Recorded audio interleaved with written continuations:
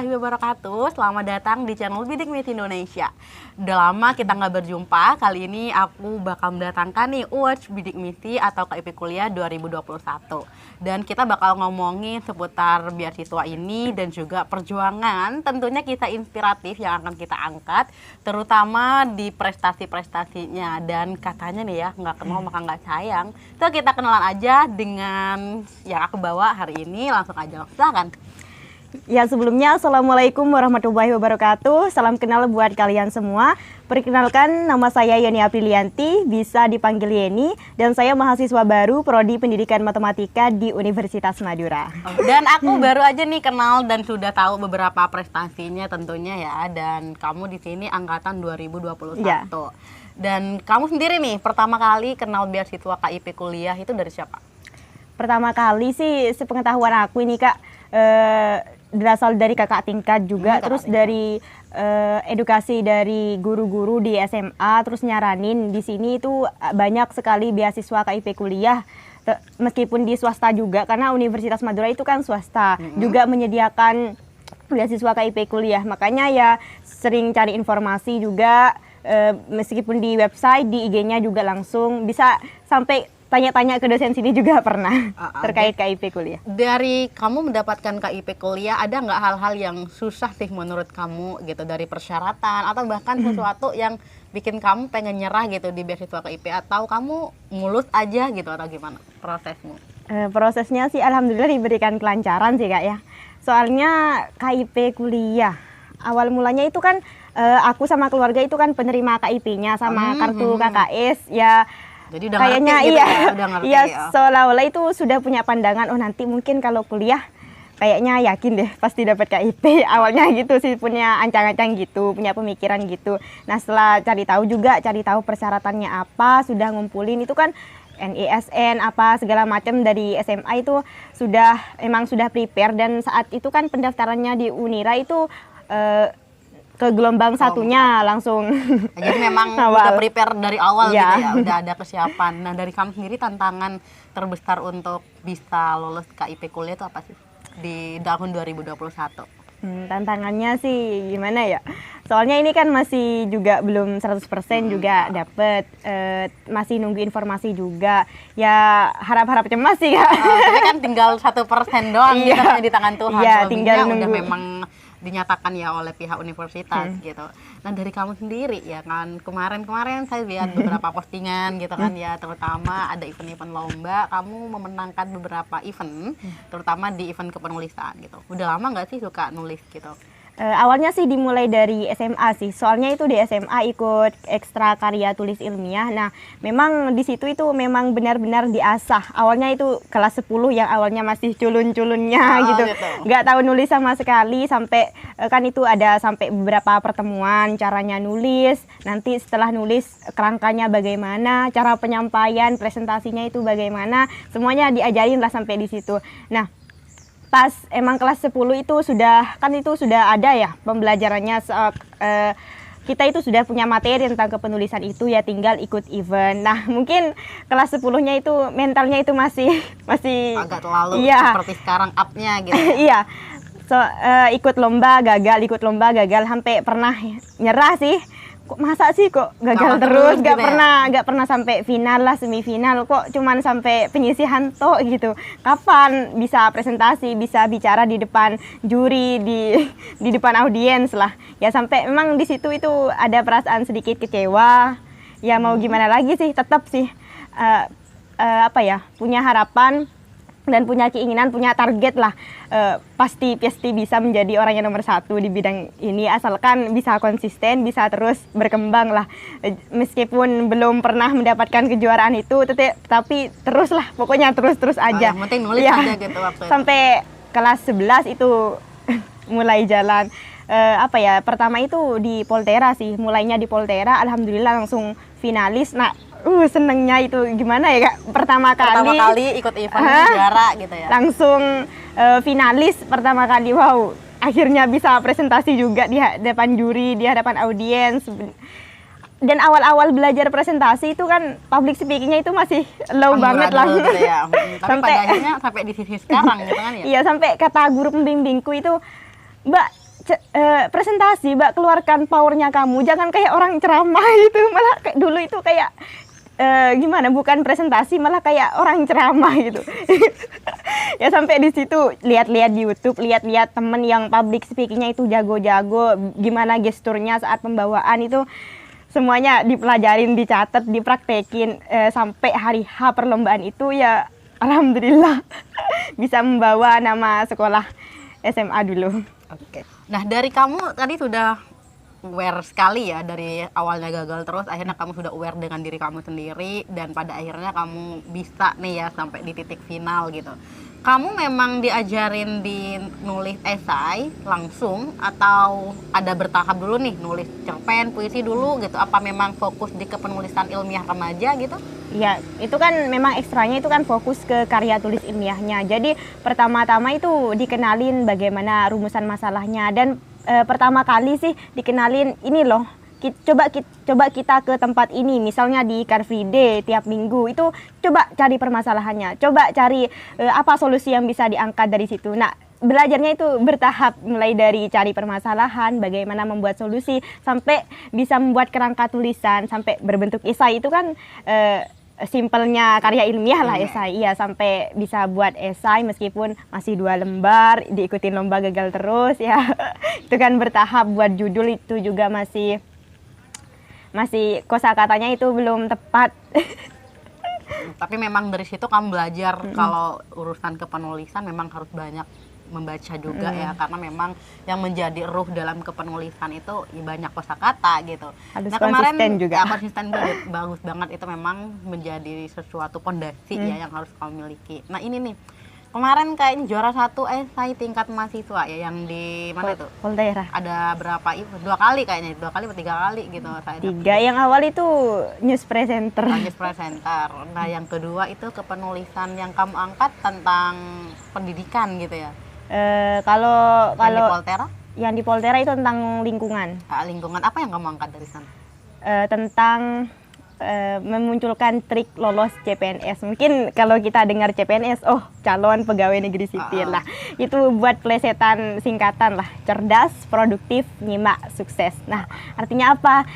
Di situ pengennya itu mengarah pada membuat masyarakat pesisir itu tangguh dengan memanfaatkan potensi sekitarnya. Nah, hasil dari esai ini adalah berupa produk tangible, artinya inovasi yang sudah berbentuk produk.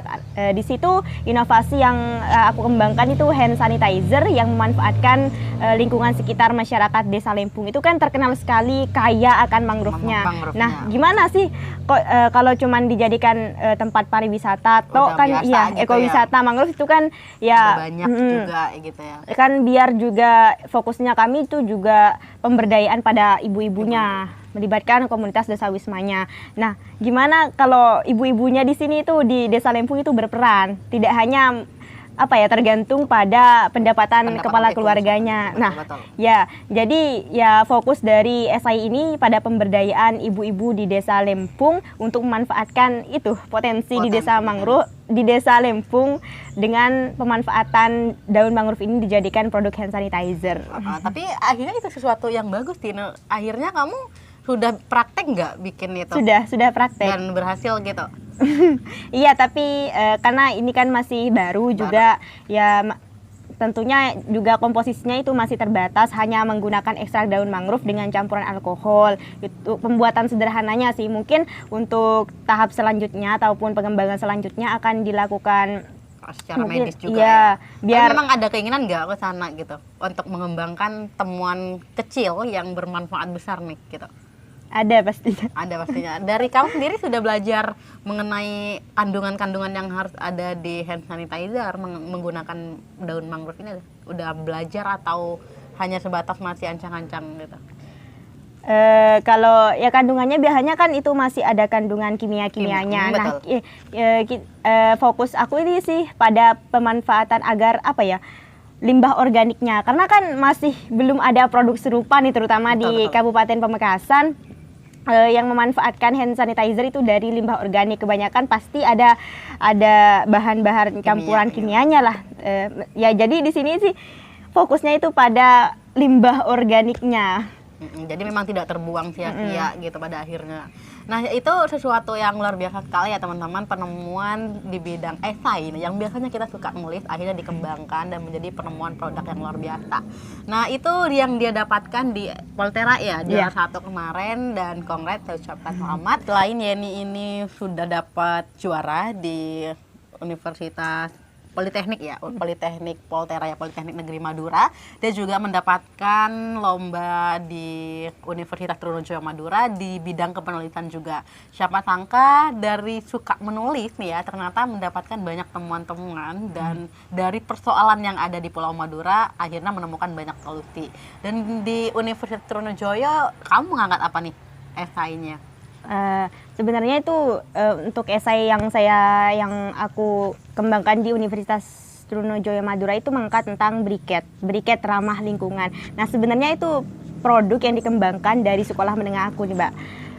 Awalnya itu kan pembuatan briket bioarang. Nah, itu memanfaatkan limbah organik sebagai pembuatan briketnya. Nah, di sini sebagai tambahan inovasi dari aku itu dijadikan sebagai briket bio non arang. Aslinya dari limbah organik dan non arang. Jadi penggunaannya itu kami memanfaatkan limbah tanaman alur yang biasanya orang Madura itu disebut alor. Kan biasanya itu kan dibuat sayur gitu kan. Belum ada inovasi lain sebagai itu.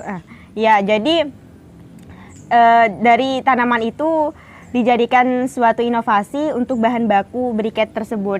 Jadi prosesnya itu dilakukan pengomposan pada sebelum di tahap pada pembentukan briketnya. Jadi memang semuanya hasil alam ya, nggak ada campur aduk dari bahan-bahan lain gitu. Kenapa akhirnya menggunakan briket? Kan tadi arang, kalau arang tuh berarti kita butuh kayu gitu ya?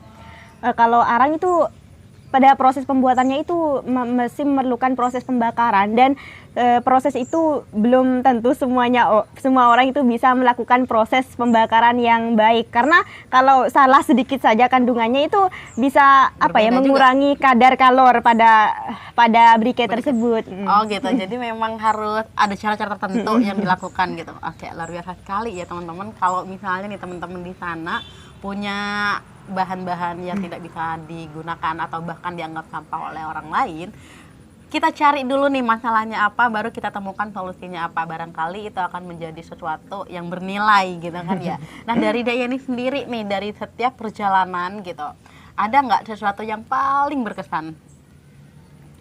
Yang paling berkesan sih gimana ya, yang paling berkesan tentunya mendapat pengakuan dari orang lain sih. Itu kan dulu pernah merasakan ya down lah, karena ini belum bisa menghasilkan apa-apa gitu, belum bisa menciptakan apa-apa, belum bakat apa sih yang ada dalam diri ini, masih bingung juga apa yang harus dikembangkan, potensi apa yang harus ditumbuhkan agar sebagai personal branding diri kita. Nah, sampai sekarang alhamdulillah banyak yang mengenal aku itu orang yang akademiknya ya lumayan, prestasinya juga jalan. Jadi dua-duanya jalan gitu ya. Pengakuan masyarakat itu semakin membuat aku itu termotivasi ingin menjadi ya terus sampai berada di top lah. Nah, dari pengakuan orang-orang ya, akhirnya kamu tahu nggak kamu harus melangkah kemana, bakat kamu di mana? Untuk di titik aku saat ini tuh aku merasa aku sudah menemukan duniaku sendiri, sudah menemukan bakat yang dulunya terpendam, dan aku itu mulai cinta sama dunia kepenulisan dan juga dunia broadcasting, karena kan juga semakin zaman nih, mengikuti zaman itu kan juga kemampuan public speaking sangat dibutuhkan kan Kak. Nah, juga di dunia kepenulisan itu membuat diriku itu meskipun tidak bisa berbicara, tetapi tulisanlah yang berbicara dan orang-orang bisa membaca tulisan tersebut. Dan juga dari tulisan ini tentunya kan bisa memberikan motivasi, inovasi yang tentunya bisa bermanfaat, yang bisa diambil hikmahnya maupun pelajaran yang terdapat di tulisan.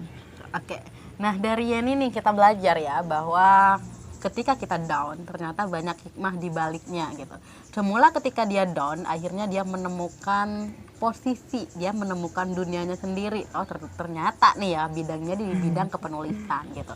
Dari dunia kepenulisan juga ya ini tahu nih apa yang harus dia tuangkan. Ketika dia nggak tahu harus mau kemana dan harus melangkah kemana, artinya dunia kepenulisan inilah yang menjadi dunia barunya dia gitu. Nah dari Dayani nih ya, ada nggak pesan untuk calon mahasiswa 2021 yang akan berjuang untuk mendapatkan beasiswa KIP kuliah? Tentunya pesan buat kalian tentunya tetap semangat meskipun jangan takut terhadap kondisi yang kalian alami, tetap maju terus, kembangkan bakat kalian untuk menuju impian kalian, karena impian atau masa depan itu tidak hanya diimajinasikan, dimimpikan, tetapi harus diaksikan. Oke, luar biasa sekali. Terima kasih untuk hari ini ya. Kita sudah dapat powerful ya tentang perjuangan yang harus dilakukan. Dan juga untuk calon mahasiswa 2022, siapkan diri kalian untuk mendapatkan beasiswa KIP kuliah. Jadilah versi terbaik dari dirimu sendiri. Kita berjumpa di segmen selanjutnya. Saya Tia, berterima kasih dan sampai jumpa.